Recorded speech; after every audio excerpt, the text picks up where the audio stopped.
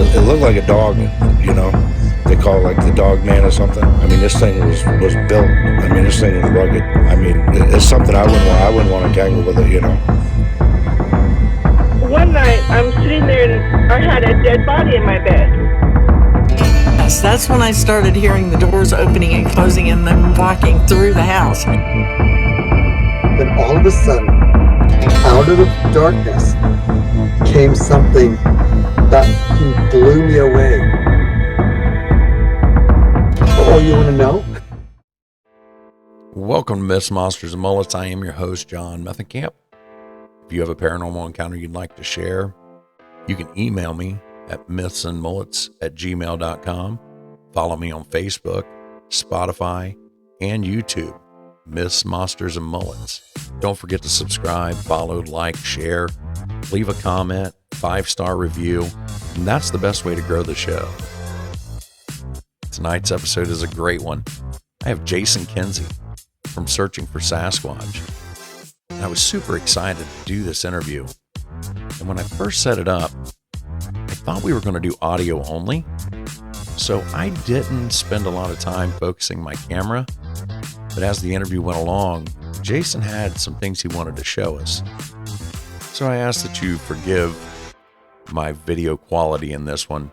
And I'll try to do better on the next one. But I really hope you enjoy the show. Don't forget to check out the links in the description to find Searching for Sasquatch if you haven't already watched it.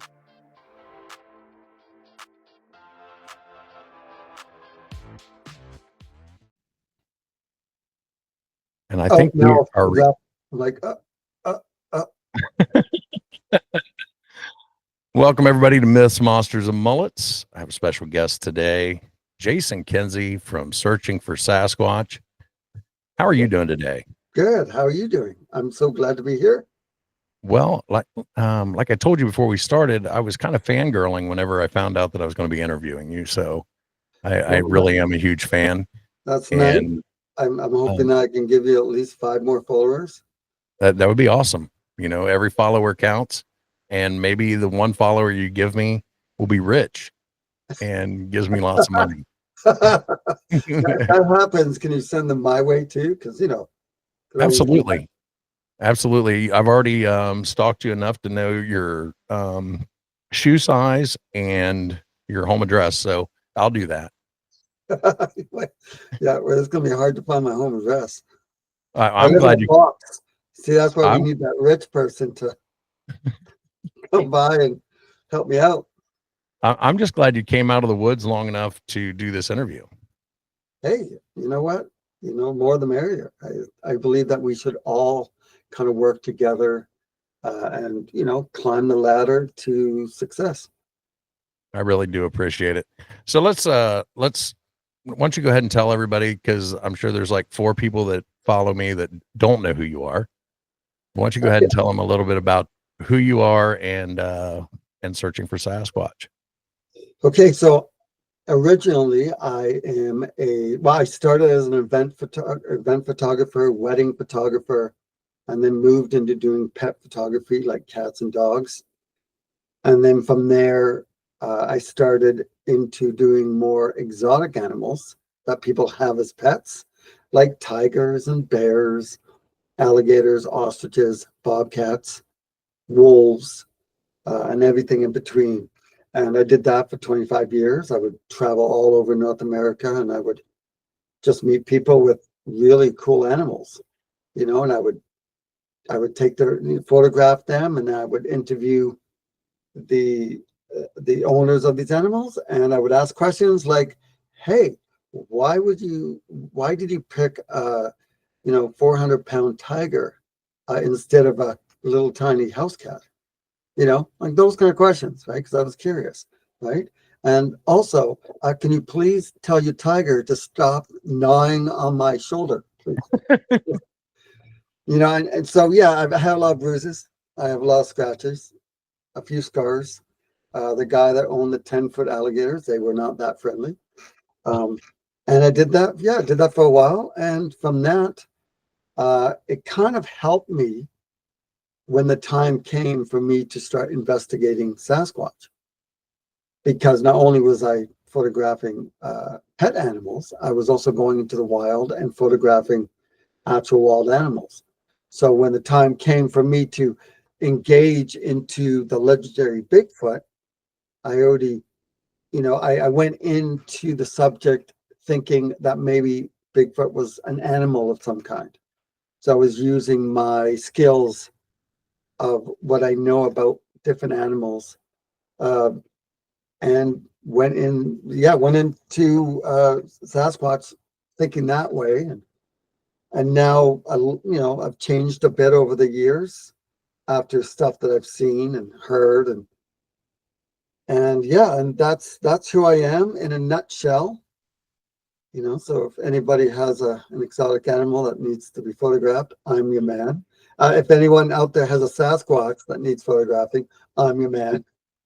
Well, I want to see the Sasquatch too, because I think we could make some money off that. A few dollars. Yeah. If you get that close to a Sasquatch. I find that these Sasquatch creatures, they seem to, kind of avoid us like the plague. I know, I get, this funny thing is people always contact me and they go, leave them alone. They don't want to be disturbed. Stop annoying the Sasquatch people. And I kind of write back and I say, okay, let me get this straight. They have 1 million acres of wildlife, of forest to live in. And it isn't like we come up on them. They usually come to us. So I go and I set up a camp, and for some reason the creatures, 2:00 in the morning, something's walking around the tent, screaming, howling. Sometimes they'll poke the tent. I'm like, there's 1 million acres of forest, and they could be anywhere, but yet they just happen to come right to the tent. So it's funny when people, some people will yell and tell me to stop and leave the Bigfoot people away. I say, tell the Sasquatch people to leave me alone, right? So watching your documentaries, do you consider them films or documentaries? Documentaries. Okay. Yeah. So films. So when watching the progression from the first one to the most recent one, I get the feeling that you're more of a believer now than when you first started. So when I first started, I was a 20% believer.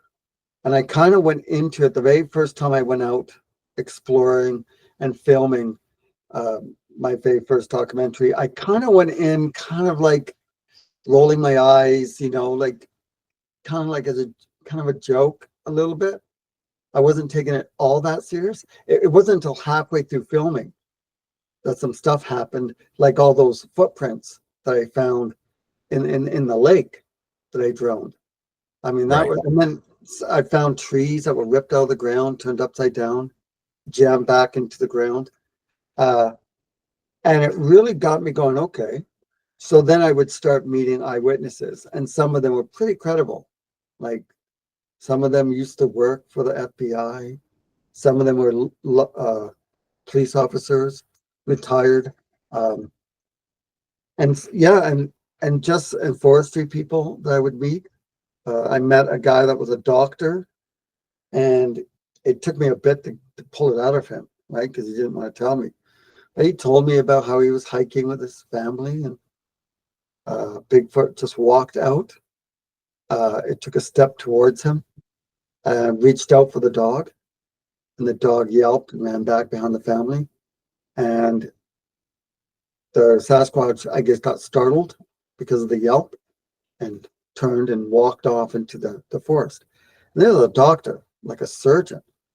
So now so I have about 15 documentaries. I'm working on a whole bunch more, but I've been researching Bigfoot for about 6 years. And after at least 50 expeditions into the forests around North America, I'm up to 50% a believer. And the reason why I'm 50% believer and not 100% is because I need a daytime sighting. That's what I need. Right. And I think that's what most people it was going to take for most people to believe it is to actually see it. Yeah. You know, I'm my own encounter. It was I heard the house. That was it. You know, and I heard some footsteps outside the camper or the trailer, but I never physically saw the creature. So I'm with you. I want it to be real. I really Yeah. do. Yeah. I believe there's too many people out there that have had encounters for everybody to be lying. Yeah. So I really do think that there's something out there, but I can't say 100% either whether it's real or not. So yeah, I think we agree on that. So you go all over Canada, United States. Well, right now, mostly the United States. Like I've been to so many different states and so many different areas. And it's interesting how I find very similar aspects of these creatures, like shelters and tree structures, and the howls and the screams. They, like the tree structures, I found very similar looking ones in like so many different locations in completely different locations. I'd be in the Rocky Mountains and find tree structures that look just like the same ones I find in Florida. Right. So it's interesting. And then the screams, I've been screamed at and howled at so many times in different locations around North America. So it's interesting how I find these in different locations, thousands of miles away from each other. Right. I tell you what, Minnesota Roars, when that one came out, it gave me chills listening Yeah. to it. I would have probably pooped my pants had I Yeah. heard that in real life. Yeah. Yeah. I pretty much have to wear depends every time. Like I get scared all the time when I'm out there, and I don't cover that up. I'm pretty honest. Anyone out there that tells me they don't get scared when something like that happens, they're lying to themselves and probably to us too. I've been out there with Army Rangers. Or I should say a Army Ranger, Special Forces guy who would tell me he was so excited and so gung ho. He would tell me all the, fighting that he did in the wartime and stuff. And, the guy's like 6'6" and 300 pounds. And here I am, 5'6". Okay, 4'11". Okay, I lied. 5'6". And I get out there, we get out of the vehicle, we walk like 100 feet into the forest, and then something yells at us, and he's gone. He's literally back at the truck, ready to take off and leave me all by myself. And then done completely for the rest of the time. Like, yeah, and I stand there, but if you come out with me, and you probably will one day, I hope. That would be awesome. I always, there's two things I always ask of everyone. If someone comes up with me, number one, obviously, no hoaxing, no throwing stuff into the forest and pretending it's a creature, no sneaking off and, pretending to howl or pretend to see something when you really don't see something. That's a big must. That cannot happen. Number two is if we're out there and something does come around us, even if it's a bear or a cougar or even a Bigfoot walks out, whatever you do not run. Either, get closer. If there's a bunch of us, to stay together, make us look bigger than we are. Because once you run, it's like, well, for one thing, where are you going to go? I mean, we're probably going to be in the middle of the forest. And if the creatures are going to kill you, they're just going to kill you. And right. And they're going to be a lot faster than you. So yeah, the fact that they're so fast, and the fact that we're looking at whatever it is, just don't run, right? Just stay close and And I wish, because I've been out there I've had camera people with me, and they've run just over a crunch. Like a tree fell once, and one of the camera people ran for it, and I ran after him. Not because I, liked the guy or tried to save him. I wanted my camera because he was holding it. Right? So, I was being selfish. So I'm like, give me my camera, then run. So what kind of a crew do you have? Is it just you and one cameraman, or do you have a full crew that goes out? So sometimes I'll have a couple camera people with me. I do have a Bigfoot group that I do team up with. It's usually it's Chad Datema, David Dominique, Sherry Garcia, Gwendolyn Guthrie is. There's a few. I sometimes I team up with the Sasquatchers. That's fun. You should have them on your podcast. They're a hoot. Yeah, I noticed that they're in a lot of your, especially your newer ones. I had a question about that actually. Of the Sasquatchers, who do you think would win in a fight? In a fight with each other? Yeah. If they like fought battle royale, WWE. I am pretty sure Tammy would probably be the one that would probably walk away. I'm pretty sure. Tammy, if you watch this, everyone else, please. I'm sorry if I said something wrong, but I'm pretty sure because Tammy also does martial arts, right? Okay. And the great thing about the Sasquatch is if something happens, like in the Minnesota Roars, we were like listening to that weird whatever it was, like the bird sound or whatever it was just sounded off. And Tammy was right beside me when we just raced into the forest, and that's when we found which I called the spider web tree structure. Yeah. Right. So it's they're actually quite a lot of fun to hang out with. They take it serious, but they also like to have fun. Right. So I take it serious, but I do like to have fun. And to be honest, when I'm out there and I do get scared, I do start joking and kind of poking fun because it calms me down because I get nervous out there. So when I joke, it kind of calms me down because it can be a little freaky out there in the darkness. Yeah, I actually relate to that because my default setting is comedy. Yeah. So even in the most stressful situations, I might crack a joke. It's just that's just the way I am. So I completely understand that. I mean, of course, sometimes joking isn't appropriated. Like, okay, David, I know the Sasquatch has you by the neck and is holding you, but okay, why did the chicken cross the road?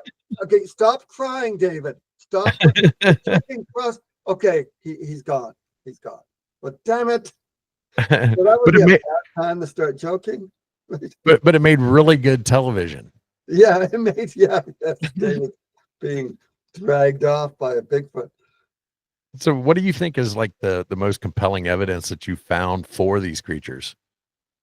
So a lot of the audio stuff, like the roars, I do have I know you can't see this, but I do have a footprint.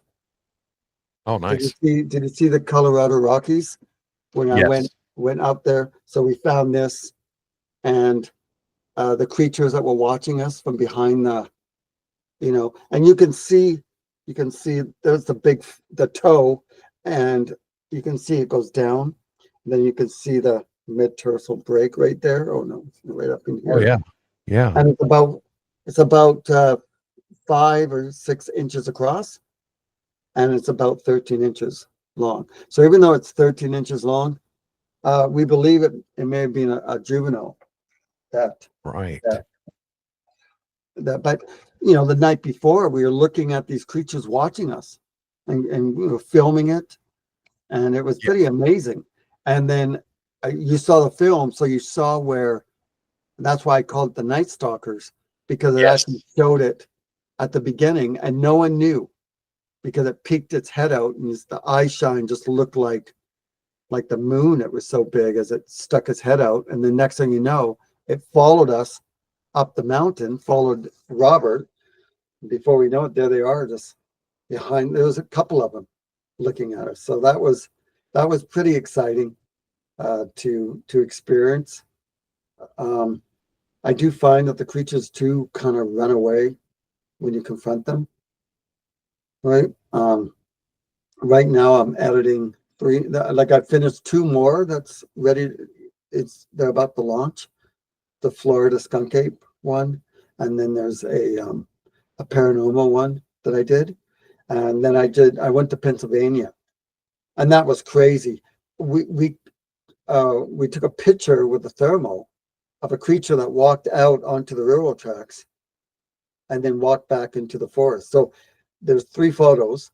There's a photo that shows nothing, and then the same photo shows the reds of the hot body of the creature, and then the next one shows the creature going back in.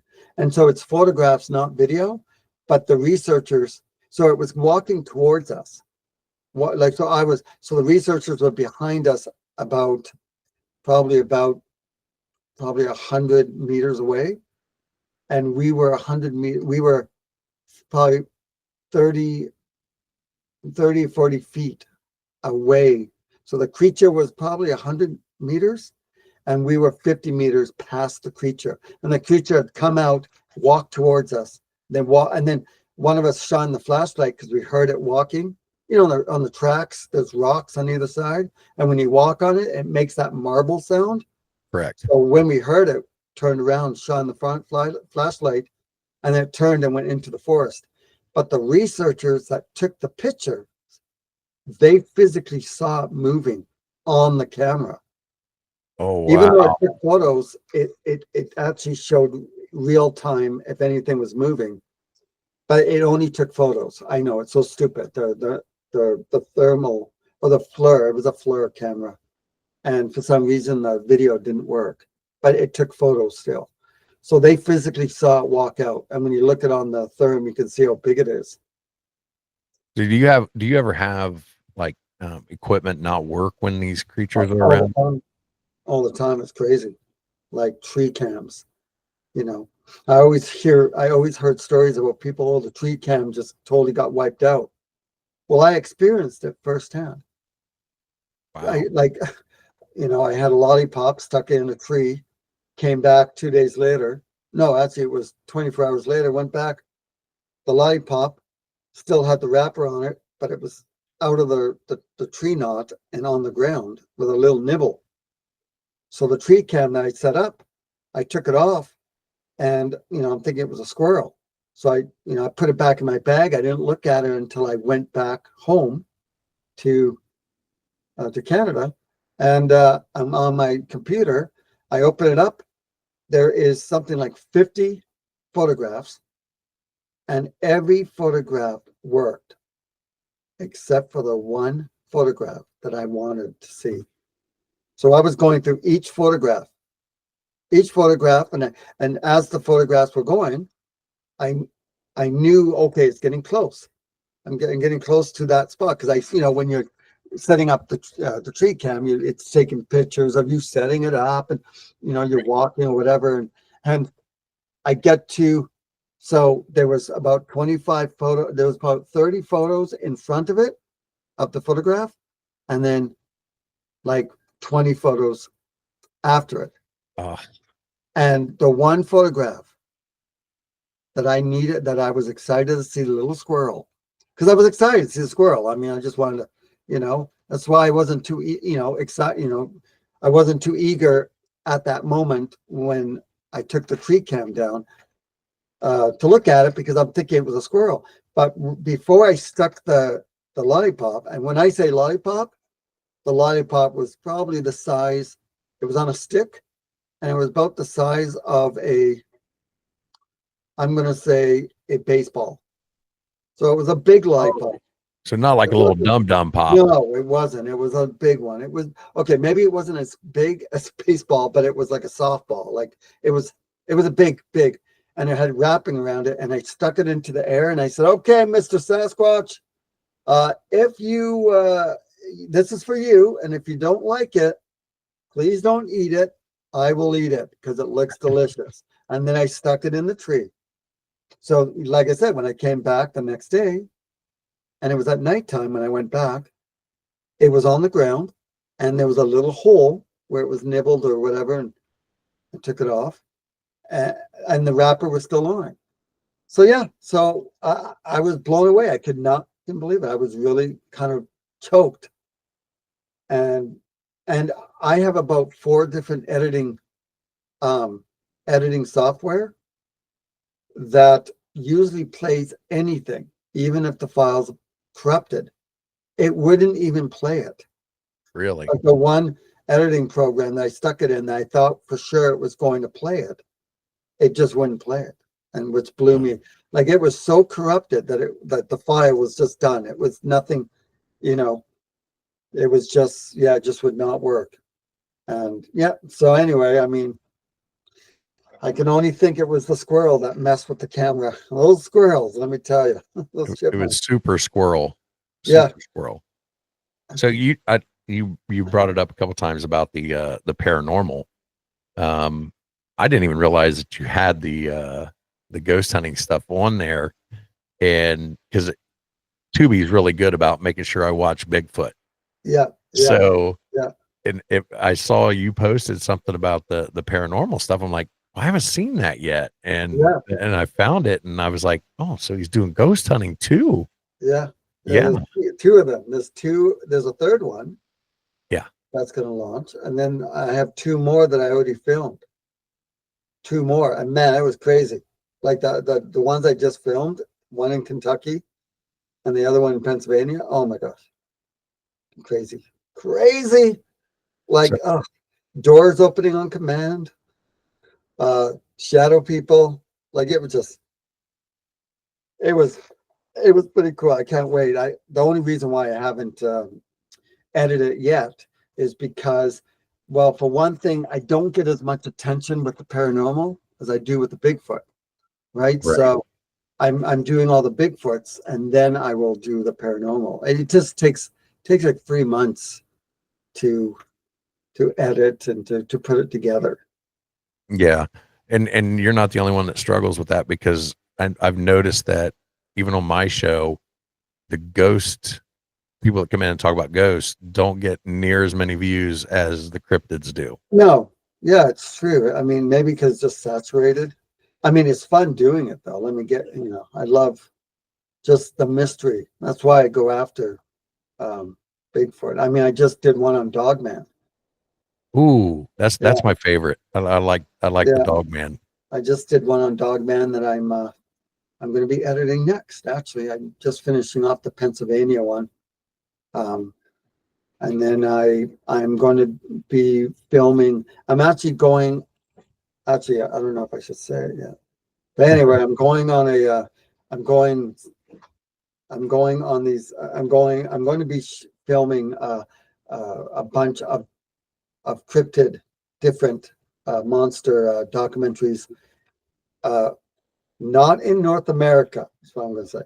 Just really not in North America. It's going to be like all over another area. Can't say at the moment, but Oh, that's fine. But I want to do a documentary on other cryptids here, like Mothman, the Jersey Devil, the flying dinosaurs of New Mexico. I want to do more of those kind. I did the Goat Man, or the Saw that monster. That was fun. Yeah. Yeah. You spent a lot of time in Indiana. That's where I'm out of. Have you ever heard of the Randolph County Infirmary? Probably. I think one of the guys on the team had mentioned that one. I think. Yeah, that is what changed my mind about the paranormal. I was a complete skeptic on anything up until 2021. Really? And the Randolph County Infirmary is just literally 20 minutes from my house. And we decided to do a ghost hunt there because we had seen seen Yeah. that place featured on a lot of other paranormal shows. And I went in open-minded skeptic, because I do enjoy watching the shows. I came out a believer in ghosts, and then that's what got me going down this whole rabbit hole Yeah. of these other cryptids. Oh, and, yeah. and then I got listening to the podcast, and I heard the Ohio Howl on one of these podcasts, and then I realized that I had heard the Ohio Howl in Southern Ohio in about I was young, so it had been like 88, 89, 90, somewhere around in there. Oh, yeah. And so, that just I love this stuff. I really do. But yeah, Randolph County Infirmary, absolutely haunted. And that's what sparked my entire interest in this thing. So it led me to here to you. Yeah. Oh, well, yeah. Well, that's, I'm sorry to hear that. We can get help. We'll get you help with that. So I did have a question. 911.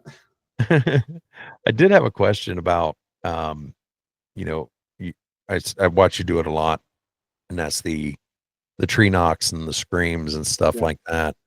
Does it ever concern you that maybe because we don't know what those things are, that you're saying something that Yeah. might just tick off or maybe turn on the Bigfoot? All the time.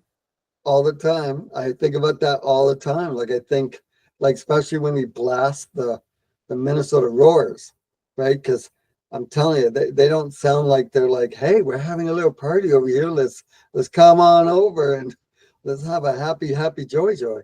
And no, they sound like they are, whatever it is, either injured or pissed off or giving birth. Like we just don't know what it's doing. But I think about that too. But when I howl or I do the wood knocks, things start happening within 45 minutes after I howl. It's almost as if these Bigfoot creatures are like a mile away or 2 miles away, and they're like doing something. They're like, oh, what's that? What was that? I'm going to go investigate. And then they come. So that's the biggest reason why I howl is, I get results, right? I get either howl back or then things know that we're there. Do you ever notice that whenever you play these sounds in the woods that other creatures react to them? Well, dogs. We've had a couple dogs. They kind of freak out over it. When I was in Pennsylvania, we heard an owl. So we all started doing our own unique owl sound. There was about 6 or 7 of us, and we're with a tracker, and he was an awesome tracker. And we heard an owl, so I was like, woo-hoo, woo-hoo. And then the tracker could do a perfect owl sound. And then another one, and then I think I went, cuckoo, cuckoo, cuckoo, cuckoo. And then one of the other guys did another owl sound, and then the tracker did one, then one of the girls did one. Then all of a sudden, out of the darkness came something that blew me away. Oh, you want to know? Oh, yeah. Something I've never heard before. And in fact, the tracker, who is a hunter, who knows these words like the back of his hand, has never heard anything like this again. But it was like 5 or 6 owls, and they were all freaking out. They were all hooting, but all the hoots sounded completely off. But it was almost like they were imitating what we were doing. And I caught it all on camera, and I caught the sound and everything. And I caught the reaction when it happened. And the tracker, he comes up and he's like, man, that wasn't coyotes. That's the sound I've never heard before. It was so fascinating. And it's called Terror in the Woods. That's what I'm calling it. I think it's number 15, and it's going to be releasing within a month or so I'm just kind of waiting. It's already at the distributor and getting ready to go out there. But there's going to be quite a bit of stuff for people to watch, for sure. I mean, the 5 new people that I get. Well, hopefully they follow me too. Yeah, I can use those 5 as well. Tell them, if you're listening to this, tell them John sent you. Yeah, exactly. I noticed. Well, I just watched 12 the other day. I was waiting for it to come on Tubi, and it hasn't done that yet. And No, it hasn't. so I ended up finding it on YouTube, and I'm sitting there watching it, and you're driving down the road. It's right at the beginning, and I'm like, I know that road. That was 52, headed towards out of Ravenna. Yeah. Yeah. And my family's from there. Oh, yeah? Oh, well, Yeah. that's pretty cool. Yeah. I was like, I know that road. I've been on that road. And Yeah. then you showed Ravenna. And I was like, yeah, I know exactly where he's at right now. Yeah. Like, maybe one of my family members is going to be on this. No, they weren't. No, they weren't. No. I loved I loved that area. Kentucky is, I went to the area of the Kentucky horses. Yeah. The race horses. Went to that area where all the fields are. You could see all the horses in the fields. That was kind of neat, I do watch horse racing. In fact, being a photographer, I've actually filmed and photographed some of the race horses out here in Vancouver. Do you ride horses? I do ride horses. I'm not good at it, but I can ride them. Yeah. Because I've always been curious of how Sasquatch would react to seeing a person on a horse, because I see how like deer and other animals act, like they're confused. Yeah. Like they can smell the human, Yeah. but that shape doesn't fit the human. Yeah. Yeah, it's true. And being knowing animals, I have to assume that Sasquatch does the same thing, is confused. In fact, I've interviewed like 3 or 4 people who were literally riding on a horse when they saw a creature that they described was a Bigfoot, and it did just that. It's one of them. They all walked off, but one of them actually stood up and looked, and then sat back down, trying to hide in this big cornfield, like this big field. I think it was like kind of a cornfield with no corn, and It was pretty flat, and it was just trying to hide. And it's interesting, and you just have to assume that they do the same thing. They'll be a little bit confused. Right. I know you have one about the mind speak. Yeah. How much are you on board with the woo factor? Well, I have to at least put a toe over into that area, because I've seen some weird stuff. Like Pennsylvania, right after the owls, I saw a creature looking at us behind a tree. And then as we ran towards it, it ran off. And as we followed it, we saw a ball of red light moving through the trees. And really, it looked like a giant, it looked like a car tail light. That's what it looked like. But it was big. We were so deep in the forest. In fact, our vehicles were behind us. So, and it was moving, and there was no sound. And then all of a sudden, as I was kind of running towards, I wanted to find out if it was a hunter or someone, I found a footprint just right there. Like I think it was a 14-inch footprint, just there. And we were filming it, and I was like, wow, just one though, because I'm pretty sure Bigfoot only has 1 foot, because we only seem to find one track every time. Well, they don't call him Big Feet. Yeah, exactly. He's hopping. I saw a Sasquatch. I spooked him, and he hopped away. He hopped so fast. Would you Would you ever go out like Survivor Man style by yourself and do So, this? so I've done it, like in number one, number two. So Oh number yeah, one, I was, you were in Canada on the one, yes, and and then I was in you were in number like a two, canoe or something. That's yeah, right. and then number two. So I've done it. I've been lost, and I'm actually thinking right now. I'm actually been working on a survival Bigfoot, like an actual, like get dropped in by helicopter and spend like 5 days surviving and then searching for Bigfoot at the same time. So I'm thinking I would do like maybe 5 hours. five, yeah. And just tell the helicopter, hey, can you just drop me down? Just a second. I touched the ground. Okay, let's go. Let's get out of here. That was good Yeah, enough. There's no I, Bigfoot I there. like I like the outdoors. I like camping and stuff like that. But um, I like to take a shower. That's my big thing is like I got to take a shower. I mean, I I can't even tell you how many ticks that I pulled off me. Like Yeah, I just must be, I must be just one big Lyme disease. Like really, like my body must be just devastated with Lyme disease for sure. Like I couldn't tell you. I mean, just one day there was like 7 or 8 of them. when you were doing the when you were in the basically the burrito buffet underneath the X, and I think it was in Yeah, Michigan. yeah, Michigan, UP. Yeah, and you were talking about the mosquitoes then. Oh my But God.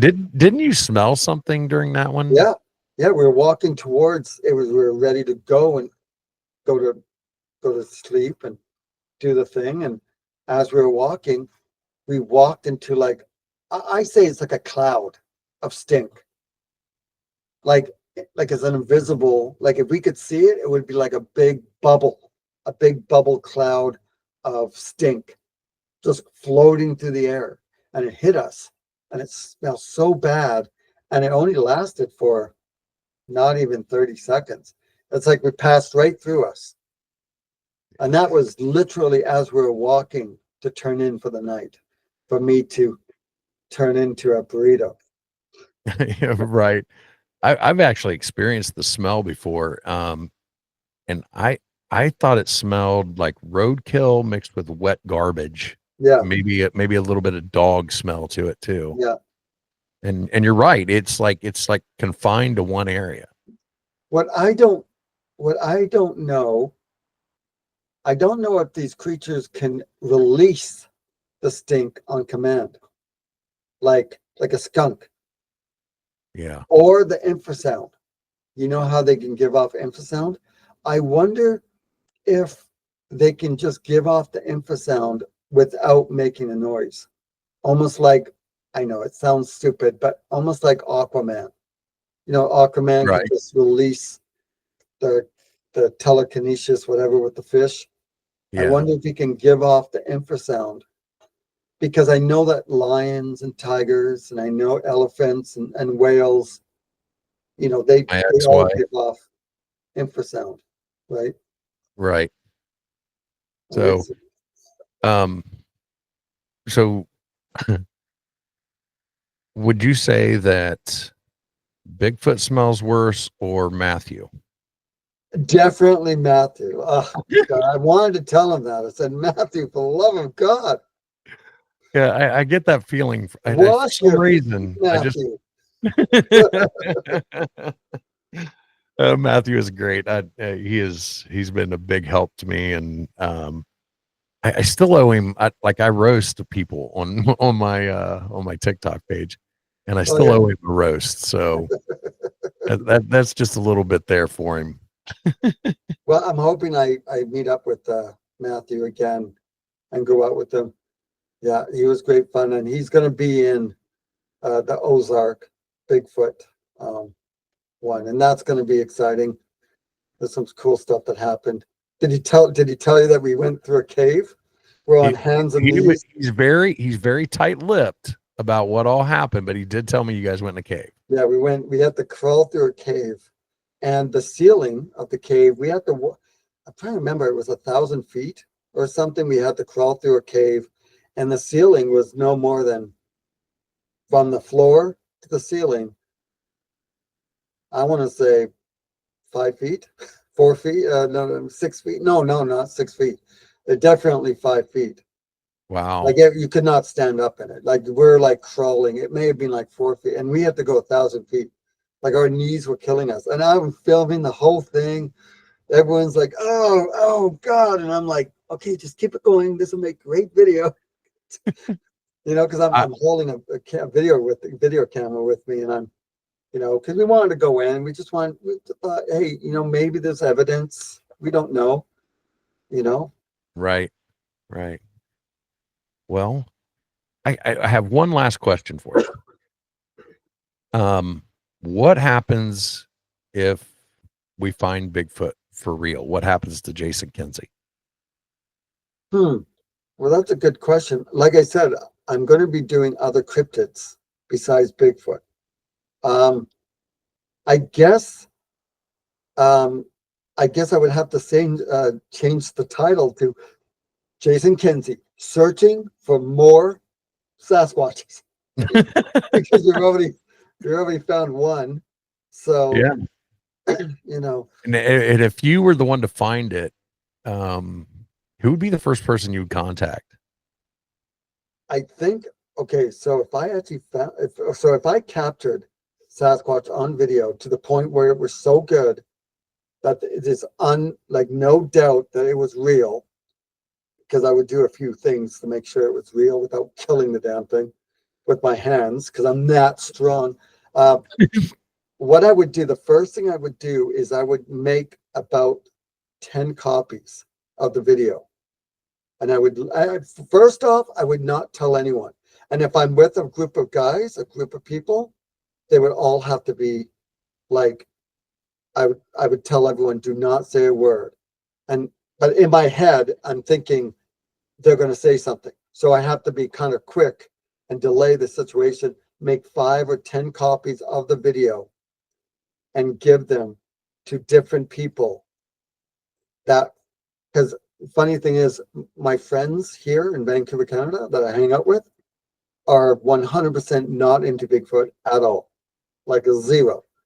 Yeah, zero. Like they are not into Bigfoot. So when I come here, they ask, how you doing? How was your trip?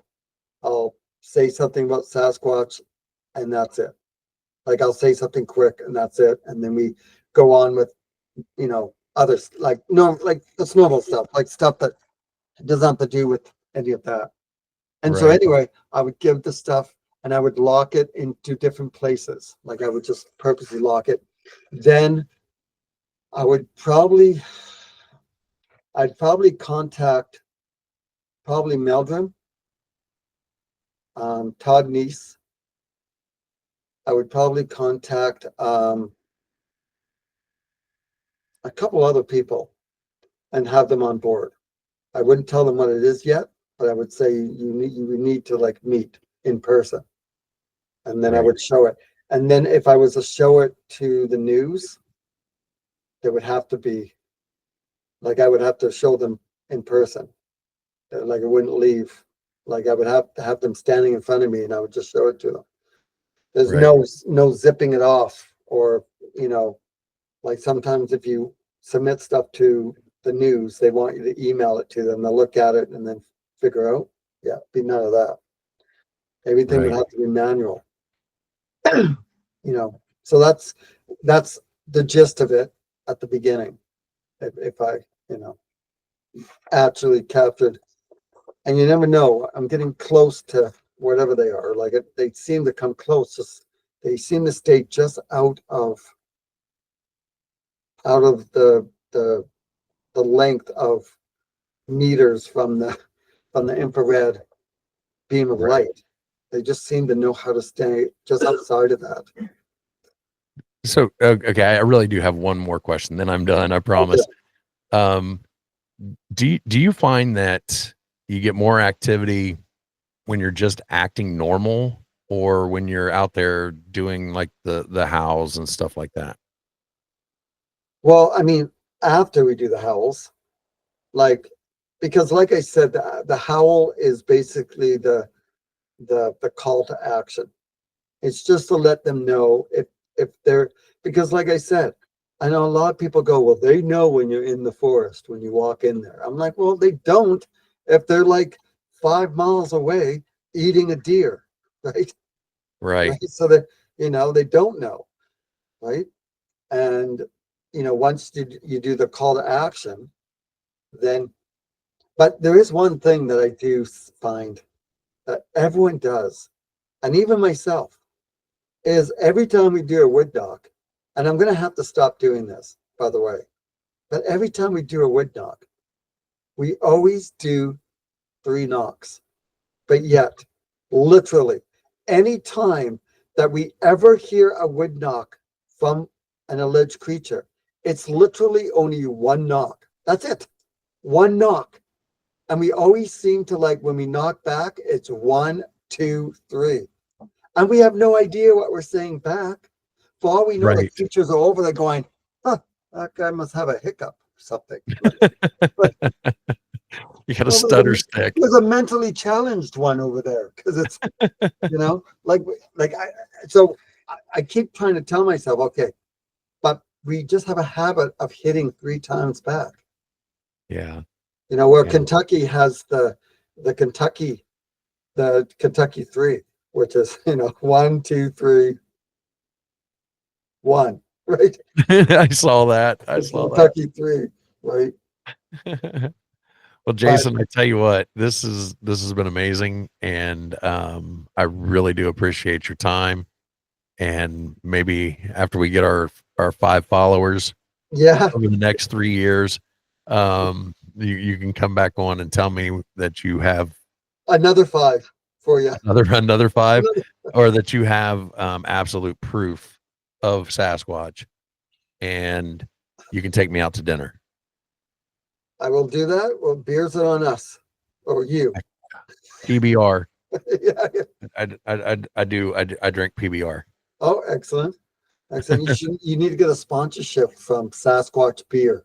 So contact them and just that's a good idea. That's a good idea. I'm going to be contacting them as soon as I hang up with you. Yeah, Sasquatch Beer.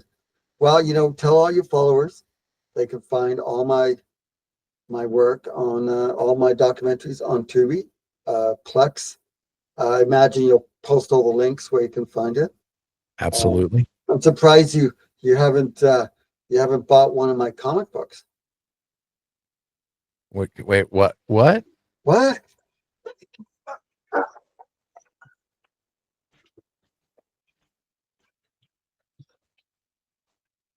I'm surprised that you haven't even.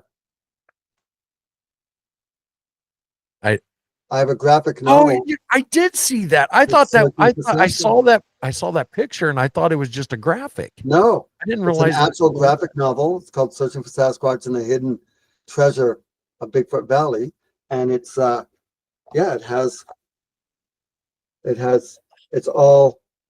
is an elite group of Bigfoot researchers that go into the forest, and and there's me. I'm like the leader of the pack, and the she squatchers are right there, and Tammy's being hung upside down by the Bigfoot, and it's I wrote it because I'm a big fan of Dungeons and Dragons and Indiana Jones, the Goonies, and I always liked the treasure stuff, treasure hunting. So I wanted to combine it so that, we go into the forest, we pass through a portal, and we go into this new land where there's flying dinosaurs and there's poisonous plants, and then we find all this treasure. And I get selfish and greedy, and I want all the treasure. And the Bigfoot people, there's a jewel in the gold. There's a jewel that gives the Bigfoot people their abilities of speed, strength, smell, and all their,